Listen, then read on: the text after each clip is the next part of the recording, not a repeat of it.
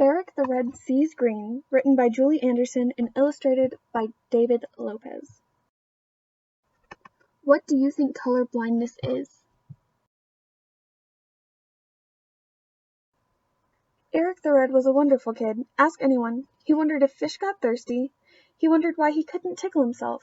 He wondered if he could make his friend Miles start hiccuping from laughter again today. Sometimes he wondered what life would be like without a nickname. But from the day he was born, he was Erik the Red. Lately he wondered why everything seemed to be going wrong. Erik the Red, kick to your team instead, yelled Coach when Erik passed the ball to the other team. Erik the Red, is your brain still in bed? Miss Dalton asked when he handed in the wrong reading homework or skipped half of the math problems. Well, I thought I was paying attention, said Erik. Why do I keep getting things wrong? Everyone makes mistakes, said his mom. Maybe you could write down the assignments better? He wondered if there was anything else he could possibly muddle. Unfortunately, there was. A pop quiz in math. Erik the Red, keep your eyes ahead, his friend Annabelle whispered. Do you struggle with anything? If so, what is it? Mom was called to school. Erik explained he wasn't looking at the answers, just the problems Annabelle copied because he couldn't read them from the board. Maybe you could see the board last year, right? His mom asked.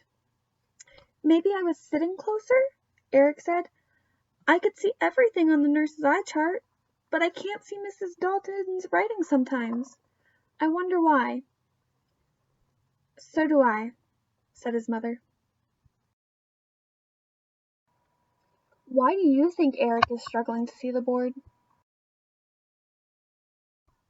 There was only one class that made him happy. Art class. There, nobody said, "You're such a silly blockhead, Erik the Red," until... Is that you? His friend Sam pointed and asked. You are supposed to draw you, not a monster instead. That's very imaginative, the art teacher said. Sometimes I wonder what goes on in your head, Erik the... Green? That's just about the funniest thing I've ever seen. Erik the Green. What do you mean? Asked Erik. That's the color that it's always been. Except everyone was laughing, except for Erik, and somebody else too. Erik, said Annabelle, you're colorblind, aren't you? I see colors, Erik replied. I'm not blind. It's okay. My dad is colorblind too, Annabelle smiled. I get to pick out his socks and ties. Do you know anyone that's colorblind? When Erik brought his portrait home that night, he told his mom and dad what Annabelle said. His parents looked at the picture. Then they looked at each other. They went to the computer. They went to the doctor. Then Erik and his parents went back to his teachers. How do you think the teachers will react to finding out Erik is colorblind? Erik had been paying attention in school. His mom and dad told the teachers, but many shades of brown, green, gold, and orange, like the color of Erik's red hair, looked very similar to Erik.